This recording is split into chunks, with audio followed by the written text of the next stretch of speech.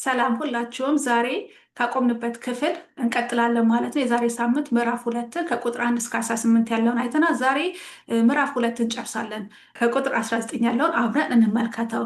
እንደዚህ ይለናል። ስለ እናንተ ሰምቼ ደስ እንዲለኝ ጢሞቴዎስን ቶሎ ወደ እናንተ ልልክላችሁ በጌታ ኢየሱስ ተስፋ አደርጋለሁኝ። ጳውሎስ እንደምናውቀው በሮሜ እስር ቤት ነው ይህን መጽሐፍ ሲጽፍ ያለው እና ጢሞቴዎስን ለመላክ ወደ እነሱ ወደ ፊልጵስዩስ ቤተክርስቲያን ለመላክ እና የሚልክበትም ሀሳብ ስለነሱ እንዲሰማ ሪፖርት እንዲያገኝ ማለት ነው። የእነሱ ሁኔታ ለማወቅ በጣም ስለፈለገ ደስ እንዲያሰኘው ጢሞቴዎስን መላክ ፈለገ ማለት ነው። ወደዛ አንደኛ የሚያሳይ ነገር ምንድን ነው? ይህ ደስታ የሚለው ለእነሱ ያለው ፍቅር ማለት ነው የሚያሳየው። በጣም እንደሚወዳችሁ ስለነሱ እንደሚያሳስባችሁ ምዕራፍ ላይ አንድ ላይም አይተናል። እንዴት እንደሚጸልላቸው ቀንና ሌሊት ስለነሱ እንደሚጸልላቸው ስለነሱ ያስብ ደግሞ በጣም ደስተኛ እንደሚሆን ደግሞ ነግሮናል። አሁንም መልሶ የደስታ የሚለውን ቃላትን ይጨምራል ማለት ነው። የሆል ቦክ ኦፍ ፊልጵስዩስ ጢሙ ምንድን ነው? ደስታ ነው። ዋናው ሀሳብ ደስታ ነው። ጳውሎስ ደጋግሞ ይለዋል። ስለ ደስታ ነው የሚናገረው እና አሁንም ደግሞ ስለነሱ ስለ ወዳጆቹ ሲሰማ ደግሞ በጣም ደስተኛ እንደሚሆን ነው እና ምን ይላችኋል? ጢሞቴዎስን ቶሎ ወደ እናንተ ልላክ በጌታ ኢየሱስ ተስፋ አድርጋለሁ ይላል። አያውቅም ጢሞቴዎስ ነገ እንደሚሄድ እንደማይል ማናቸው አናውቅም። ነገ እንደምንሆን እንደማንኖር እና እሱም ተስፋው በማን ነው? በኢየሱስ ክርስቶስ ነው።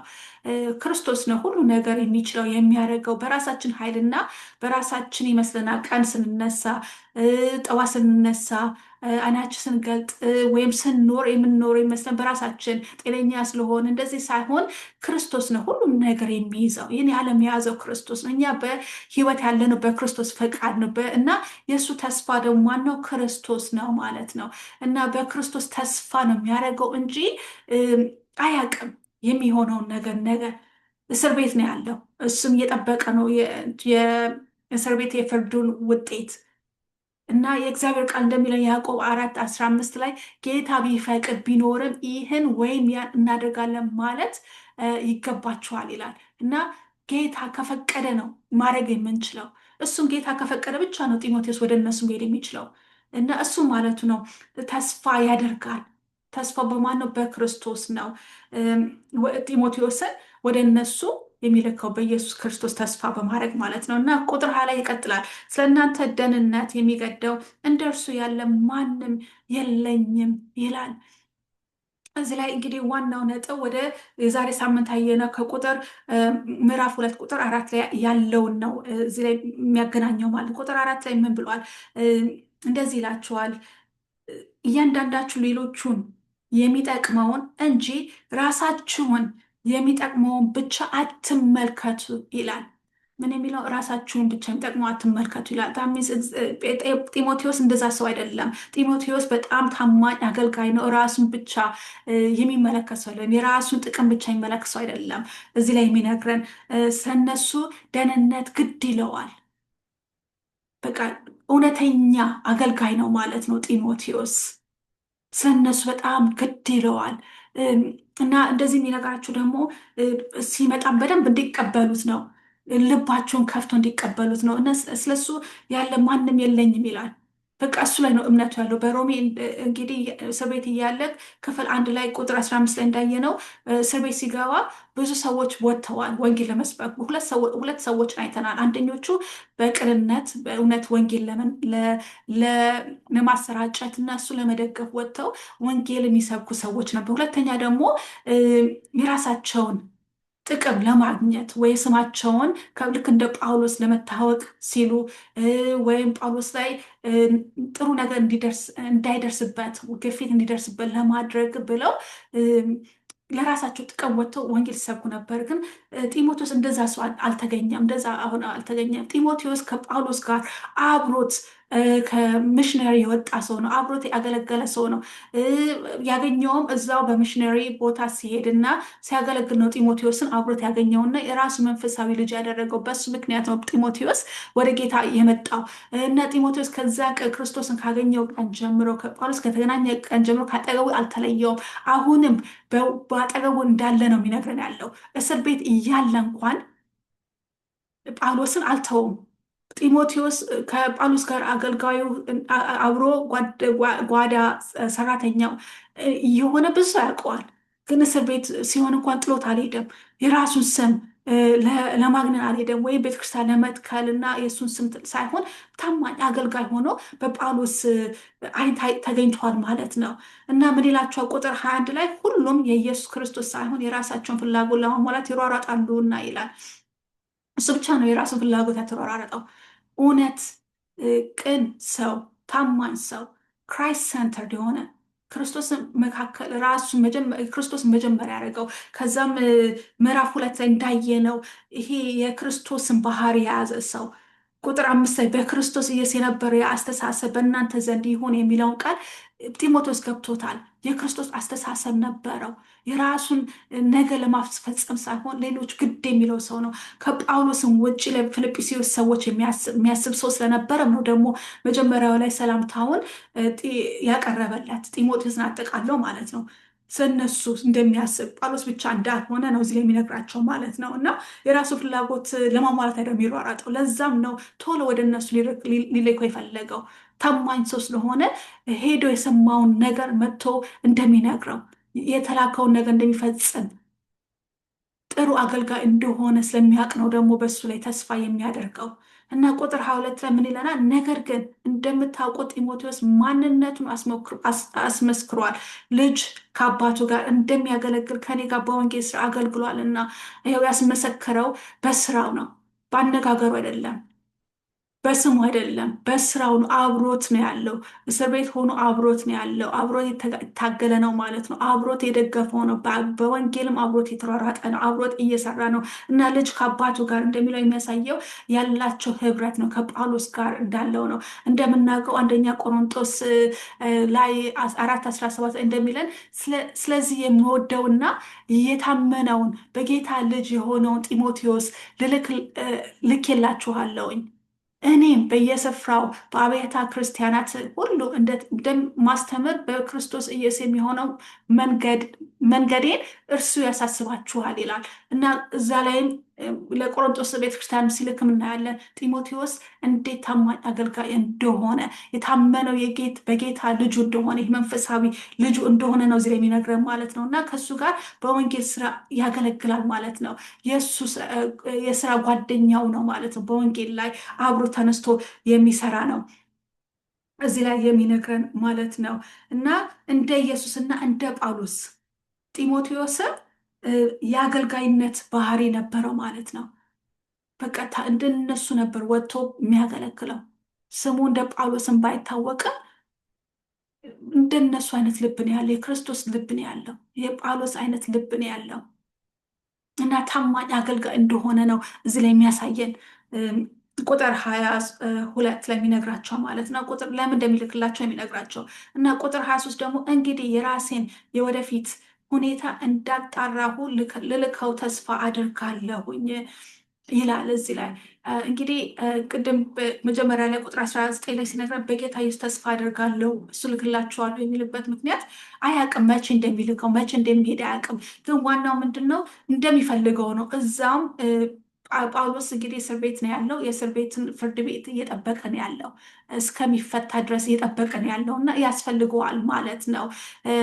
እና እግዚአብሔር ፈቅድ እያለ ነው እዚህ የሚናገረው እና አያውቅም እሱ ራሱ በሕግም ሆነ በተለያየም ወይ በወንጌል በማሰራጨት ይፈልገዋል እና መቼ እንደሚልከው ስለማያውቅ ተስፋ ነው የሚያደርገው። ተስፋና አንድ ነገር ማድረግ በጣም ይለያያል እና እሱ ለመላክም ተስፋ ያደርጋል። ቁጥር 24 ላይ እኔም ራሴ ቶሎ እንደመጣ በጌታ ተማምኛለሁ ይላል። እና እዚህ ላይ የሚናገረው ግን ስለራሱ ሁኔታ ያለበት ነው የሚያምኑ ይሄ የእስር ቤት ፍርድ ቤቱ እንደሚፈታና ቶሎ እነሱ መካከላቸው እንደሚገኝ መጥቶ ያላቸውን ፍቅር እንደሚገልጥላቸው ደስታውን እንደሚገልጥላቸው ነው እዚህ ላይ የሚያሳስበው። ግን እሱ ግን አያውቅም። እስር ቤቱ መጨረሻ ውጤት ነው አያውቅም። እየጠበቀ ነው። 2 ዓመት ሆኖታል እንግዲህ በእስር ቤት ከታሰረ እና ይህንን መጽሐፍ ሲጽፍ ሮሜ እስር ቤት ማለት ነው። እነሱ ካገኛቸው 10 ዓመት ሆኖታል እና ግን ተስፋ አለው እንደሚፈታ፣ እነሱን አንድ ቀን እንደሚያገኛቸው እና እዚህ ላይ እንግዲህ የሚነግረን ማለት ተስፋ አለው እና እነሱ ለማየት በጣም ጓጉተዋል ማለት ነው። ቁጥር 5 እንደዚህ ይቀጥላል። እንዲሁም ወንድሜን የስራ ባልደረባይ እና አብሮኝ ወታደር የሆነው ቢያንስ ቢያስፈልገኝ ቢያስፈልገኝ ሁሉ እንዲንከባከበኝ የላካችሁትን የእናንተ መልእክተኛ የሆነው አፍሮዲጡን መልሼ እንድልክላችሁ አስፈላጊ ሆኖ አግኝቻለሁ ይላል። እንዲሁም ይላል እንግዲህ እንደ ጳውሎስ ደግሞ ሌላ ሰው እዚህ ላይ ይጠቅስልናል ማለት ነው። ስሙን አፍሮዲጡን የሚባል አንድ ሰው አለ። እነሱም የእነሱ ቤተክርስቲያን አባይ የእነሱ ቤተክርስቲያን እዛ አብሯቸው የሚያገለግልና አብሯቸው የሚያመልክ ሰው ነው አፍሮዲጡ። እና ይሄ አፍሮዲጡን የሚባለው ቃል በእንግሊዝኛው እንግዲህ የግሪክ ጋደስ የሚሉት ከዛ ስም የወጣ ማለት ነው የእሱ ስም። እና ይህ የሚያሳየው አፍሮዲጦን ዋናው ስሙ እሱ ራሱ ከቤተሰቦቹ ጌታ ከማወቁ በፊትም ይህን ስም ሲያወጡለት የጣዖት አምላኪዎች እንደሆነ ነው እንግዲህ በስሙ የምናውቀው። ግን ክርስቶስ ነፃ አውጥቶት እንግዲህ አሁን በጌታ ሆኖ ከጳውሎስ ጋር አብሮት ወንጌል እየሰራ ነው። እነዛም ፊልጵስዩስ ቤተክርስቲያንም ለእሱ መደገፊያ የሚሆን ገንዘብ ሲልኩለት እና እሱ እንዲያበረታቱት ከመካከላቸው አፍሮዲጦን ልከውለታል። እና አፍሮዲጦን እንደ ጢሞቴዎስ በጣም ታማኝ አገልጋይ ቢሆን ነው እነሱም አምነውት ለብቻው ሳይሆንም ሌሎችን ከመካከላቸው መርጠው የላኩት ማለት ነው። እና እዚህ ላይ በጣም የሚያስደንቀው ምንድን ነው? ጳውሎስ እሱን እንዴት ዲስክራይብ እንዳደረገው ነው። እስቲ እንመልከተው እያንዳንዱ። እንዲሁም ይለዋል ልክ እንደ ጢሞቴዎስ ማለት እንዲሁም ወንድሜ ይለዋል። አንደኛ ወንድሜ ብሎ ይጥለዋል። እኛ በክርስቶስ ሁላችን በክርስቶስ ይሆን ነው የዳንን ሰዎች ከዚህ በፊት እንዳልኩ መዳን የሚመጣ በክርስቶስ ብቻ ነው። አንድ ሰው ክርስቶስ እንደ ጌታው እንዳዳኙ ሲቀበለው ዳነ ይባላል። ያ ሰው ሲድን በጌታ እህት እና ወንድም ያገኛል ማለት ነው። ሁላችንም በክርስቶስ ያለን ሁሉም እህትና ወንድሞች ነን ማለት ነው እዚህ ላይ የሚያሳየን። እና ምንድን ነው የሚያሳየው? እህትና ወንድም ሲሆን በችግሩ ስናልፍ ለብቻችን አይደለም የምናልፈው። የስጋ ደም እናትና አባት እንኳን ቢለዩን እንኳን እኛ አሉን በጌታ የሆኑ እውነተኛ ከክርስቶስ ደም በልጥ ሌላ ቤተሰብ የለም። እውነተኛ ስለሆነ ማለት ያ የተገኘው ቤተሰብ የእውነተኛ ፍቅር ከክርስቶስ የተገዛ ማለት ነው። ስለዚህ ምንም አይነት ችግር ቢደርስብን አለን፣ ለብቻችን አይደለንም ማለት ነው። ጳውሎስም ለዛን ወንድም የሚለው የደረሱለት እነሱ ወንድሞችና እህቶቹ ናቸው። በፊልጵስዩስ ያሉት ወንድሙ ነው ማለት ነው። እና ለብቻ እንዳልሆነ ነው እዚህ የሚነግር። አንደኛ እሱ ነው የሚያሳየው ስለ አፍሮዲጦን ስንመለከት ማለት ነው። ሁለተኛ ደግሞ የስራ ባልደረባዬ ይለዋል። የስራ ባልደረባ ማለት እንደ ጢሞቴዎስ አብሮት ወንጌልን የሰራ ሰው ማለት ነው። የእሱ ልክ እንደ ጳውሎስም ሊደርሽፕ ውስጥ ባይሆንም መሪም ባይሆንም ስም ላይታወቅ ይችላል። እና በደንብ ሳጠነው ይህን ክፍል ብዙዎቹ ኮመንታተሮች የሚሉታል እሱ የቤተክርስቲያን ኃላፊ እንዳልሆነ ነው የሚያሳየው። ከመካከላቸው አብሯቸው የነበረ ታማኝ ሰው ጸጥ መርጠውን የላኩት እንጂ ልክ እንደ ጳውሎስ የቤተክርስቲያን መሪያቸው አይደለም፣ ወይ ሽማግሌ ወደ ዲያቆን አልነበረም። ታማኝ አገልጋይ ስለሆነ ነው የላኩት ወደ እሱ እንዲመጡና ከጳውሎስ ጋር አብሮት እንዲያግዘውና እንዲያበረታታው ማለት ነው። እና ይሄ የሚያሳየው ምንድን ነው? ፖዚሽን አይደለም። አንድ ሰው ፖዚሽን ስላለው የክርስቶስ አገልጋይ አይደለም። ሁሉም በቦታው ስፍራ ቁጭ አብሯቸው የሚያመልከው በጌታ ወንድማችሁ እህታችሁ እውነት ታማኝ ሆነ ያገለገለ ሰው ሁሉ ልክ እንደ ጳውሎስ እኩል የሆነ ፖዚሽን አለው ማለት ነው። ጳውሎስ ራሱ እኮ እዚህ ላይ ይመሰክርለታል። የስራ ባልደረባዬ ነው ይለዋል። እንደሱ ወንጌል ወጥቶ ብዙ አገርም ሄዶ ቤተክርስቲያን አልተከለም። ነገር ግን አጠገቡ ታማኝ ሆኖ አብሮት ይሰራ ማለት ነው። ስለዚህ ራሱ እኩል ያሳየ እኩል ደረጃ የሚመለከተው ይህ ምንድን ነው የሚያሳየው? ራሱን በትህትና የሚለው ቁጥር የዛሬ ሳምንት ያየነው ምዕራፍ በአንድ ሀሳብ፣ በአንድ ፍቅር፣ በአንድ መንፈስ፣ በአንድ ዓላማ መሆን ደስታዬ ፍጹም አድርጎልኝ ካላቸው ሌሎች ከእናንተ እንደሚሻል በትህትና ቁጠሩ እንጂ በራስ ወዳድነት ምኞት ወይም ከንቱ ውዳሴ ለማግኘት አንዳች አታድርጉ የሚለው ማለት ነው። እነዚህ ጳውሎስ ራሱ የሚያደርገውን ነገር የሚመሰክርላቸው ወይም የሚሰብክላቸው ራሱ እያደረገው ነው ማለት ነው። እና እንደ ራሱ አድርጎ ነው የሚቆጥረው የራሱ ከራሱ ጋር አብሮ እንደሚሰራ ነው የሚያሳየው ይላል። እና አብሮኝ ይላል ወታደር የሆነውን ይላል። ወታደር ይለዋል። ያውላችሁ ቤተክርስቲያን ውስጥ ስም ፓስተር፣ አፖስትል እሱ አይደለም ዋናው። አብሮት የሚያገለግል የወታደር የሚያሳዩ ደግሞ መንፈሳዊ ነገር ነው። አንድ ሰው ወታደር ምንድነው የሚያደርገው? ወታደር ሄዶ ይዋጋል አይደል? እኛ የምንዋጋው ምንድነው? ከደምና ከስጋ ሳይሆን ከመንፈሳዊ ከዚህ ዓለም ገዢ ኤፌሶ ምዕራፍ 6:18 ላይ የሚነግረን ማለት ነው ጳውሎስ። እና አብሮት ይዋጋ በምን በስጋ አይደለም፣ በመንፈሳዊ ነገርም አብሮ የተዋጋ ነው። ወንጌል ስንሰራ ምንድን ነው የሚመጣው? ሁሉ ታግሎት የሚመጣው ተቃውሞ ሁሉ ምንድነው? መንፈሳዊ ነው። በዛም አብሮት የታገለ እየሰራ ነው ማለት ነው። እና እንደዛ ይለዋል፣ ወታደር ይለዋል። እና በምን በሚያስፈልገኝ ሁሉ እንዲከባከብልኝ የላካችሁትን ይላል። የእናንተ መልእክተኛ፣ ሌላው መልእክተኛ ነው፣ መሰንጀር ነው። ልክ እንደ ጳውሎስ አፖስትል ማለት ተልኮ እንደወጣው እሱ መልእክተኛ ነው። ከፊልጵስዩስ ተልኮ የወጣ ሰው ማለት ነው። ተልኮ ማለት ነው። አንድ አይነት ነው ከጳውሎስ ጋር። ይህ አፖስትል ባይባልም ይሄ ተልኮ ነው። እና ስም አይደለም ሰው የሚያስበላልጠው ደረጃ የሚያስይዘው ስራው ነው የሚያደርገው ነገር። ያ ሰው የክርስቶስ ልብ አለ ወይ? ለክርስቶስ ወንጌል አለ ወይ? ስራ እየሰራ ነው ወይ? ስም ባይኖርም እንኳን እኩል ነው ከጳውሎስ ጋር። ራሱ እኮ ነው ጳውሎስ የሚያወራው እዚህ ላይ። ዛሬ አጠገባችን ያለው ሰው አሉ ብዙዎች የሚሰሩ ስም የሌላቸው ልክ እንደ ጳውሎስ ደረጃ የያዙ ሰዎች አሉ። ስም ስለሌለ ይሄ ፓስተር ወይም እንደዚህ ፖዚሽን ጸጥ ብለው ቤተክርስቲያን ስም ስለጠራች ብቻ ናቸው ማለት አይደለም። ብዙ ሰዎች ደግሞ ስም ያላቸው ሰዎች አሉ፣ ግን ባዶ የሆነ ቦታ የሌላቸው እንደዚህ ደነ ጳውሎስ የራሳቸውን ጥቅም ለማስወጣ የሚሰሩ እነሱን አይደለም። እንደሱ አይነት እግዚአብሔር አነር አያደርግም። አነር የሚያደርጉ እንደ ጢሞቴዎስ ሰዎች፣ ታማኝ ሰዎች እንደ አፍሮዲጡን ሰው ያሉትን ናቸው፣ ታማኝ የሆኑትን ናቸው። እና ለምንድን የተላከው? ከአጠገቡ እንዲሆን የሚያስፈልገውን ነገር ሁሉ እንዲረዳው ምን የላኩት።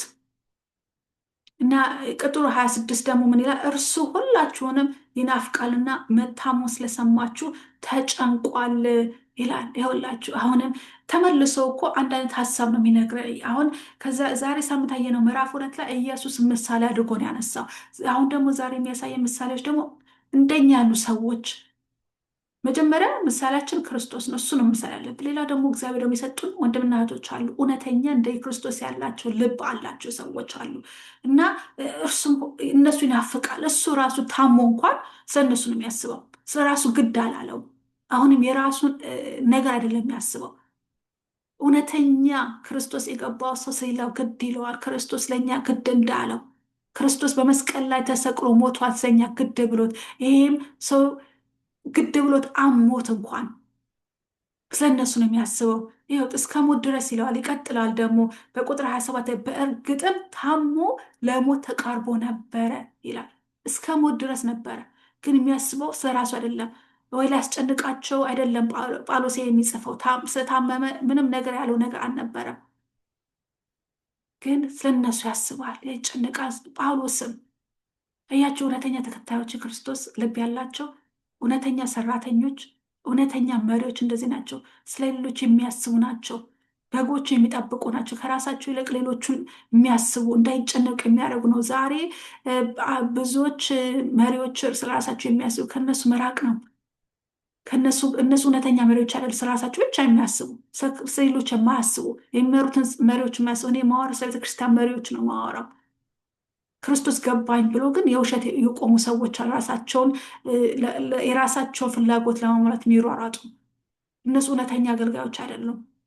እውነተኛ አገልጋዮች እንደ ጳውሎስ ያሉ እስር ቤት ሆኖ ስለሌለው ሰው የሚጨነቁ፣ ስለ ፊልጵስዩስ ቤተክርስቲያን የሚጨነቁ፣ እንደ አፍሮዲጡን ስለነሱ የሚያስብ ሞት ድረስ ደርሶ እንኳን ምንም ስለራሱ ግድ አላለውም። ስለነሱ የሚያስብ ምን እያሉ ይሆን ተጨንቋ ስለኔ እያለ ራሱ የሚጨነቅ ሰው፣ የራሱን ስጋ ያልተመለከተ ሰው ማለት ነው።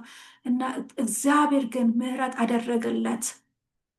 ምን አደረገልን? ምህረት አደረገለት እግዚአብሔር። ምን እንዳይሞጣም ነበር የታመመው። እስከ ሞት ድረስ የሚያደርስ በሽታ ነው። ምን አይነት በሽታ እንደሆነ አይነግረንም። የጉንፋን በሽታ ሊሆን ይችላል። በጣም በቃ ፍሉ የምንለው እስከ ሞት ድረስ የሚያደርስ ሊሆን ይችላል። ግን አናውቅም ምን አይነት በሽታ እንደያዘው። ግን የምናውቀው በጣም ኃይለኛ ህመም ላይ ስቃይ ላይ እንደነበረና ሊሞት ነበረ። እግዚአብሔር ምህረት ባያደርግለት ኖሮ እግዚአብሔር ነው ምህረት የሚያደርግልን እንድንኖር በህይወት እንድንተነፍስ የሚያደርግልን ሁሉ ነገር የሚያደርግ ዛሬም እግዚአብሔር ታማኝ አፍሮዲጡን እንዳደርግለት እንዳዳነው ከበሽታ ከሞት እንዳዳነ እኛንም ያድነናል። ዛሬ በህመም ላይ ምንሰቃይ ሰዎች ካለን በእሱ ላይ እምነት አድርጉ። እግዚአብሔር ይፈውሳቸዋል። ሁሉ የሚችል አምላክ ነውና፣ አሜን። እና በእግዚአብሔር ምህረት ነው የዳነው ማለት ነው። እና በሀዘን ላይ ሀዘን እንዳይደራርብኝ ለእኔም ጭምር እንጂ ለእርሱ ብቻ አይደለም ይላል። ሀዘን እንዳይደራርበት የእሱ ሞት ከሞተ የባሰ ሀዘን ነው የሚሆንበት። ብዙ ነገር እያለፈ ነው ጳውሎስ በሰው ብዙ ነገር እያለፈ ነው። ብዙ ሰዎች ካዱት ሰዎች አሉ፣ ለራሳቸው ጥቅም የሚራጡ እሱን ለመጉዳት የሚያደርጉ ሰዎች። እሱ ብቻ አልፎ ደግሞ ፊልጵስዩስን በጣም ናፍቋቸዋል። ስለሱም ብዙ ነገር እንትን እያለ ነው እና ስለነሱም የተጨነቀ ነው እና እሱ ቢሞት ለእሱ ብለው የላኩት ሰው አጠገቡ እሱ እንዲያበረታታ በዛን ጊዜ በዛም በህመም እንኳን ቢያርፍ እንኳን በጣም ልቡ እንደሚሰበር ነው እዚህ ላይ የሚያሳየው። እሱን በጣም እንደሚወደው ነው የሚያሳየው እዚህ ላይ ጳውሎስ ያለው ልብ። እግዚአብሔር ለእኛ ሚስጠን ሌሎች የምናስብና የምንጨነቅ ሰዎች አድርግና እግዚአብሔር ምሕረቱን አደረገላቸው። ለእሱ ብቻ ሳይሆንም ለሌሎቹም ካጠገቡ ላሉት ለወዳጆቹም ምሕረት አደረገ። እግዚአብሔር ምሕረት ሲያደርግ ለምንወዳቸው ሰዎች በሽታ ሲያድናቸው ከኃጢአትም ይቅር ሲላቸው ለእኛም ካጠገባቸው ላሉ ሰዎች ነው አይደል? እንደ ልባቸው እንዳይሰበር ይጠነቀቀ ነው። ለዛ ሰው ብቻ ሳይሆንም ሌሎችም አስቦ ነው እግዚአብሔር ምሕረት የሚያደርገው ማለት ነው። እና እግዚአብሔር ምሕረት አደረገለት ምን እንዲኖር ከስቃዩ ሌላ ስቃይ እንዳይመጣበት ማለት ነው። ጳውሎስ ላይም ወይም የእሱ ወንድም የስራ ባልደረባው ኤፍሮዲጡን ማለት ነው። ቁጥር 28 እንደዚህ ይለናል። ስለዚህ እርሱን እንደገና ስታዩ ደስ እንዲላችሁና የእኔም ጭንቀት እንዲቀል ልልከው በጣም ጓግቻለሁኝ ይላል። ምንድነው? ለምንድነው የሚልከው? እዚህ ላይ እሱን ሲያዩ ደስ እንዲላቸው ልኮላቸው እነሱም እሱን በጣም የሚወዱት በጣም ታማኝ አገልጋይ ቢሆን ነው የላኩት። እና ለብቻም ደግሞ አላኩትም። ገንዘብ ነው የላኩለት። አብሮት የሄደ ሰው አለ እዚህ ላይ ባይነግረንም ራሱ አለ። እና እነሱ ሲመለስላቸው ሰላም በሰላምና በጤናም ሆኖ ሲመለስ ያዩ ደግሞ እነሱ በጣም ደስ ይላቸዋል።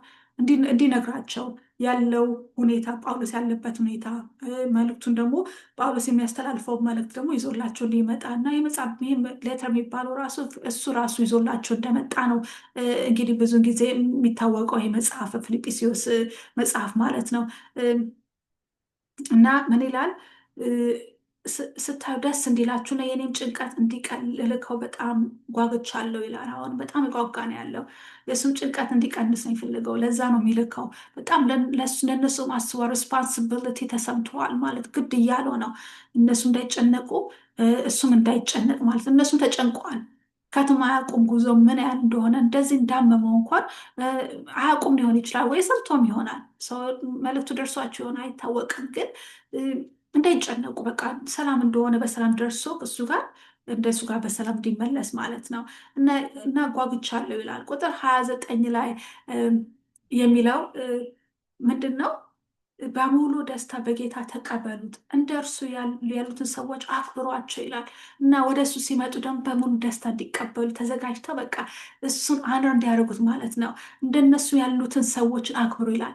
እንደነሱ ሰዎች ያሉት እንደዚህ የሚሰጡ ሰዎች ለወንጌል ብሎ ለክርስቶስ ብለው ልክ እንደ ጳውሎስ ያሉ ሰዎች ማክበር እንዳለባቸው ነው የሚያሳየው። በመካከላቸው ብዙ አሉ የሚያገለግሉ እንደዚህ በታማኝነት የሚሮጡ እሱ ብቻ እንዳልሆነ ነው የሚነግረን እዚህ ጋር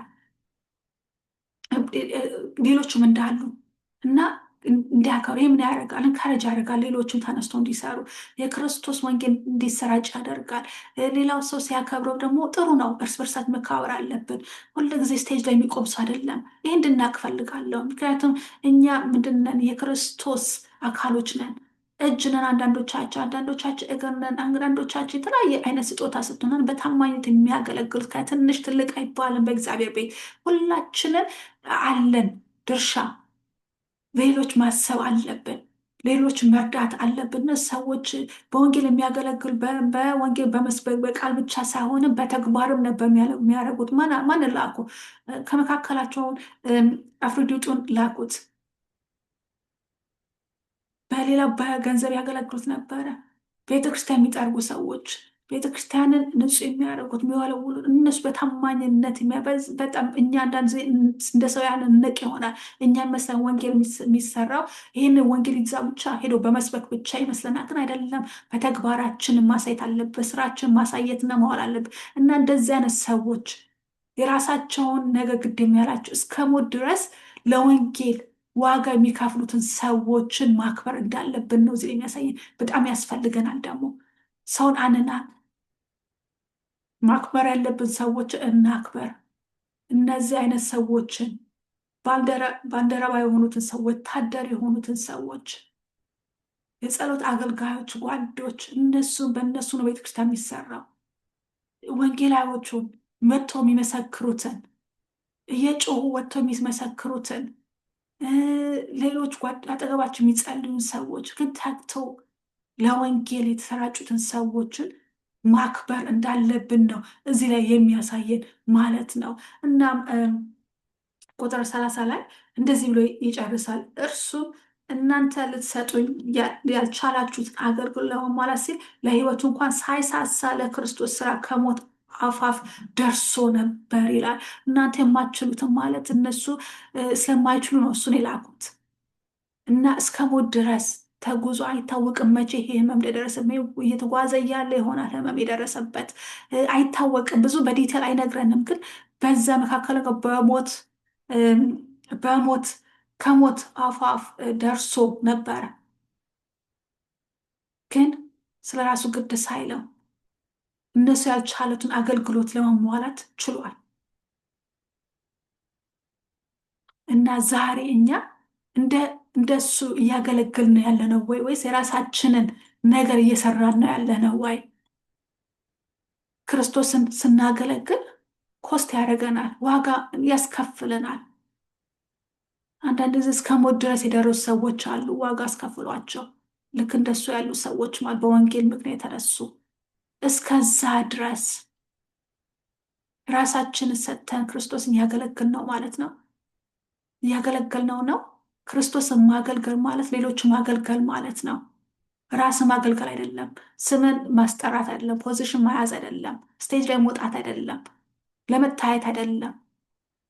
ግን ሌሎች ትንሽ ነገር የምናደርገው ነገር ለእግዚአብሔር ቦታ ትልቅ አለው፣ ክብር አለው። እግዚአብሔር ነው ሰውን የሚያከብረው እና ሁላችን ተጠርተናል እንደዚህ አይነት አገልግሎት፣ ሳክሪፊሻል የሆነ አገልግሎት።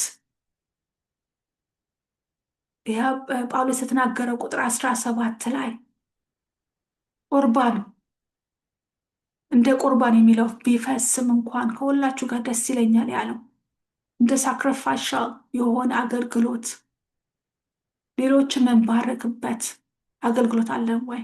እግዚአብሔር የሚከብርበት አገልግሎት ይዘናል ወይ? እና እሱ ነው ስለነዚህ ሁለቱ ምስክርነት የሚያደርግላቸው ይመሰክርላቸዋል ጳውሎስ። የክርስቶስ ልብ እንዳላቸው ነው የሚያሳየው ጢሞቴዎስ እና አፍሮዲጦን። እና እነዚህ ሁለቱ ለእኛ ምሳሌ ናቸው።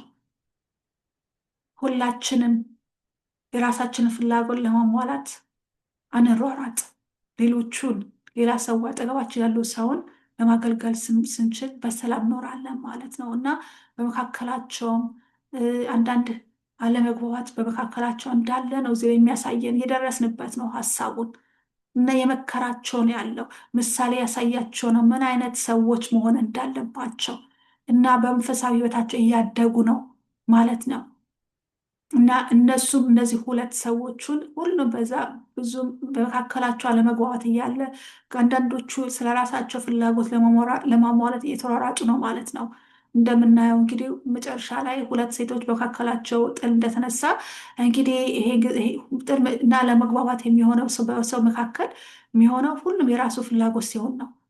አንዱ የኔ ሲል ሌላው የኔ ሲል ነው ያን መካከል ላይ ክፍፍልና መጣላት የሚያመጣው ማለት ነው። ግን የሌላውን ሰው ማየት ስንጀምር ያ ሰው ከኔ የተሻለ ነው ማለት ስንጀምር ያን ሰው ስናስቀድም ግን ምን ይሆናል? አንድነት ይመጣል። ምዕራፍ 2 ሀሳብ ውስጥ ነው፣ ስለ አንድነት ነው። ቤተክርስቲያን አንድነት የሚሆን እኛ ልክ እንደ ኢየሱስ ክርስቶስ እና እንደ ጳውሎስ እንደ ጢሞቴዎስ እንደ አፍሮዲጦን እንደነሱ ያለ የክርስቶስ ልብ አገልጋይ እንዲኖረን ያስፈልገናል ማለት ነው።